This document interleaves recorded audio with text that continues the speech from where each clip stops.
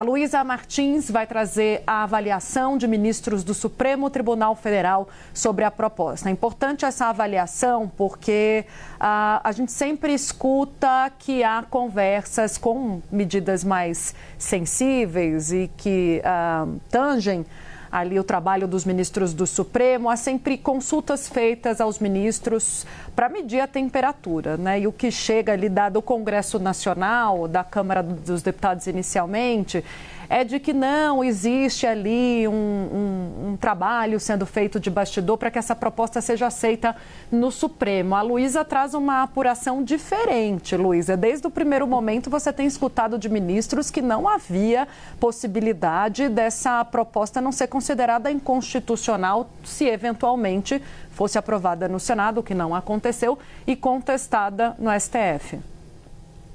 É isso, Tainá. Boa tarde para você, para o Uribe e todos que estão conosco hoje aqui no Bastidores. Tainá, exatamente. Desde que essa PEC da blindagem começou a ser articulada no Congresso Nacional e principalmente depois que foi aprovada na Câmara dos Deputados, os ministros do Supremo já começaram a conversar sobre isso nos bastidores diante da possibilidade alta de, caso passe pelo Congresso, né, essa proposta, isso acabe sendo um tema judicializado no tribunal. Então, essa conversa já começou a acontecer e desde esses primeiros diálogos, os ministros têm se colocado contra, né, essa possibilidade por entenderem que ela viola o princípio da separação dos poderes, que é uma cláusula pétrea da Constituição Federal e que, portanto, não pode ser alvo de uma proposta de emenda à Constituição, não pode ser emendada, não pode ser alterada e, portanto, ela não sobreviveria, digamos assim, se passasse por um julgamento ali no plenário do STF. A avaliação é de que essa PEC, ao dar ao Congresso a possibilidade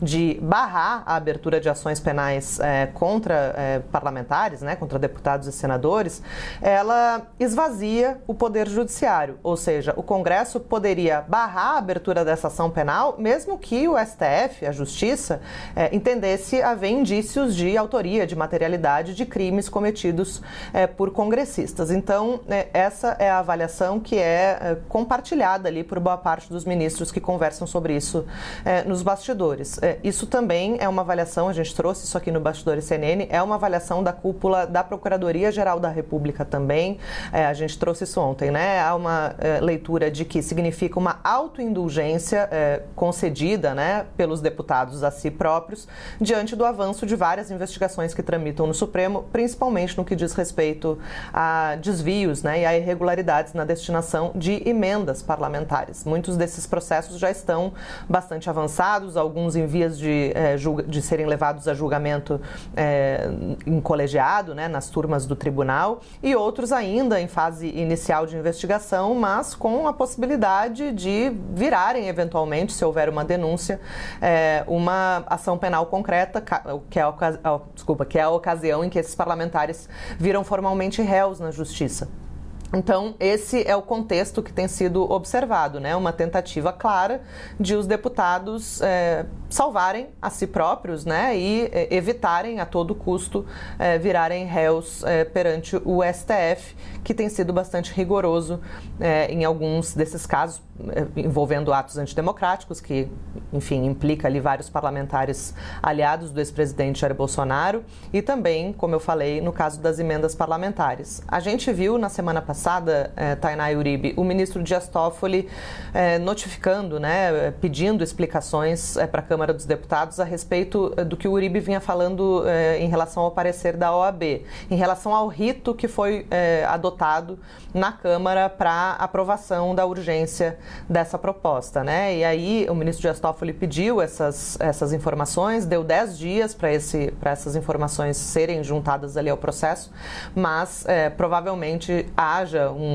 uma derrubada, digamos assim, dessa PEC no Senado antes de esse prazo vencer. A Câmara ainda não respondeu, está dentro do prazo ainda, mas possivelmente já responda ali defendendo, né, os seus ritos, os seus procedimentos, quando essa PEC já tiver sido rejeitada, então, pelo Senado Federal. De qualquer maneira, se houver uma reviravolta, a gente viu algumas semanas atrás, que reviravoltas acontecem, né, Tainá e Uribe? Foi o caso da CPMI e do INSS.